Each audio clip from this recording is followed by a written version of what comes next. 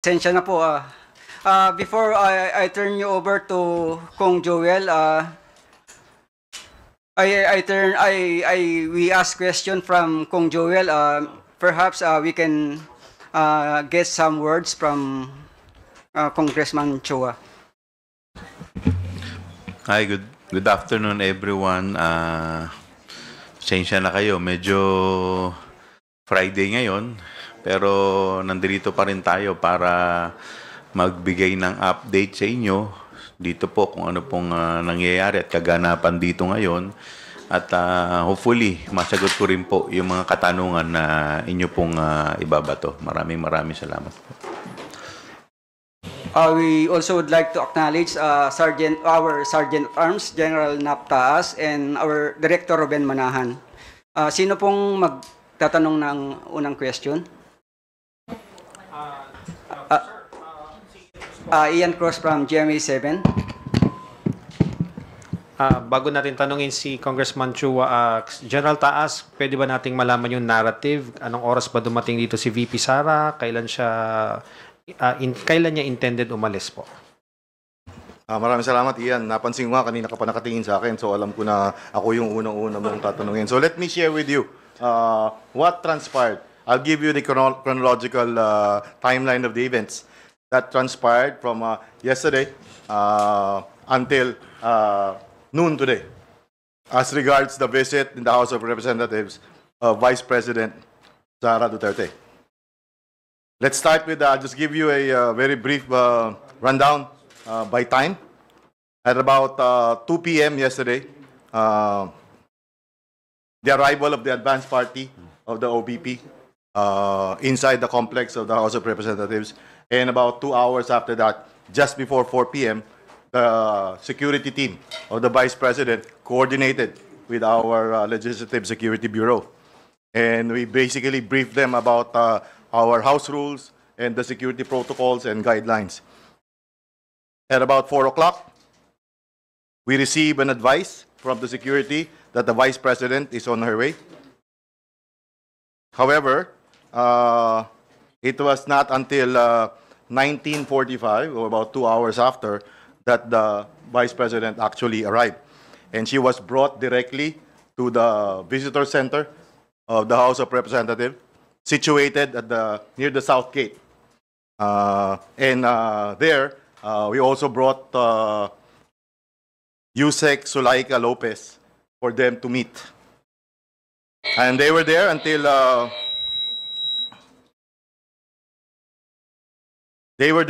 10 o'clock, which is our based on our house rules. That's the latest that we will allow visitors to our detained guests. And at about 10 o'clock, the Vice President, together with Yusek Lopez, actually prepared to leave the premises of the visitor center, as we have requested. However, after 3 minutes, that Attorney Lopez started heading her way back to our detention center, the Vice President, at about 10:05, also rode her convoy, which is right adjacent to our South Gate. And we were all assuming that she will start turning right, exiting the House of Representatives. However, her convoy went straight ahead, heading towards the South Wing Annex, sorry. And we talked over the phone with the security, and we were informed that the VP will just change using the room of the Honorable Pulong Duterte. And so we waited. But waited until 1 hour. At about 11 p.m., I started to proceed to the office of the Honorable Duterte to find out what's going on, what's causing the delay. At about 11:30 p.m., I personally appealed to the protocol and the security of the Vice President at room 304 if they could possibly already leave the premises, as there's always a practice during long weekends that we turn off power in all our buildings. If you will note, if you will go around Congress during Thursday na walang pasok ng Biyernes, Sabado at Linggo, ino-off po talaga natin yung power. One, it's because to save on energy, dahil centralize ang air conditioning. And second, to prevent po yung occurrence ng electrical fire. Dahil hindi po natin alam kung mayroon nakapag-iwan ng mga chargers or laptops or whatnot sa kanya-kanya mga opisina. So standard doon natin ginagawa yun. And normally nga po, it's at 10:30 na ginagawa natin na ino-off. In the case last night, in deference to the Vice President, inabot po tayo ng 12:30 bago natin talagang in-off na.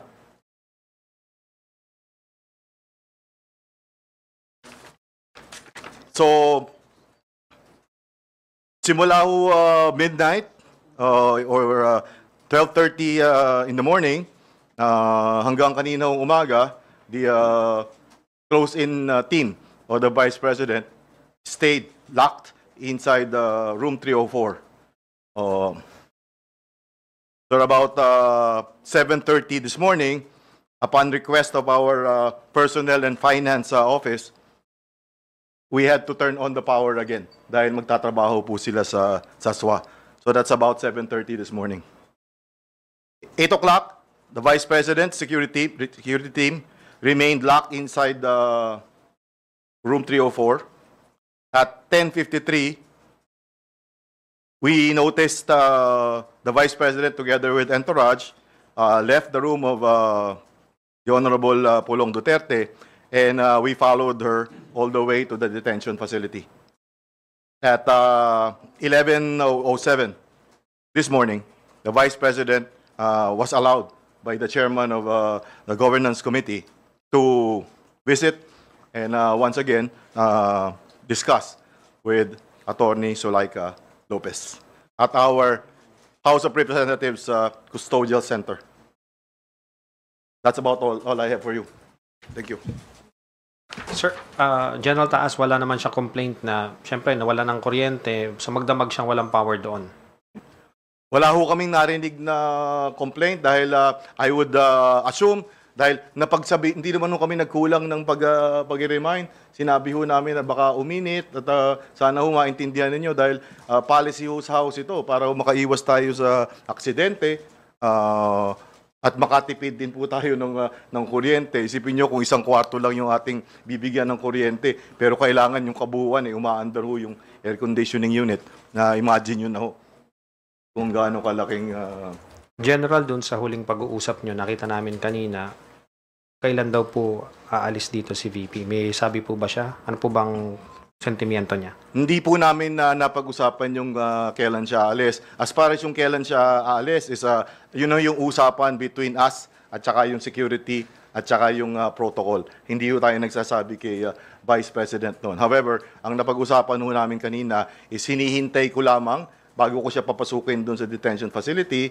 yun nung approval ng aming butihing chairman na indeed, inaprubahan po yung pagbisita doon sa detention facility. Dahil kung matandaan po ninyo, kahapon hindi yung detention yung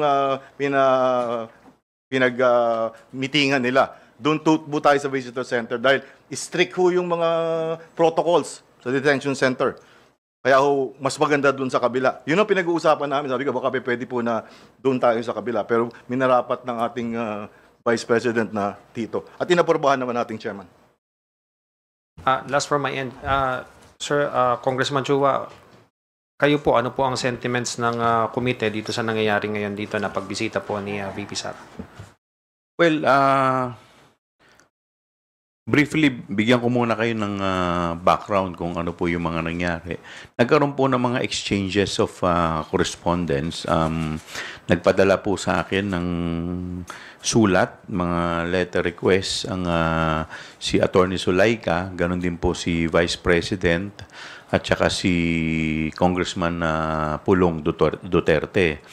Ang request po ni Attorney Zulaika, una, ay kung po pwede siyang i-allow na pumunta sa kanyang therapy. So, ito po ay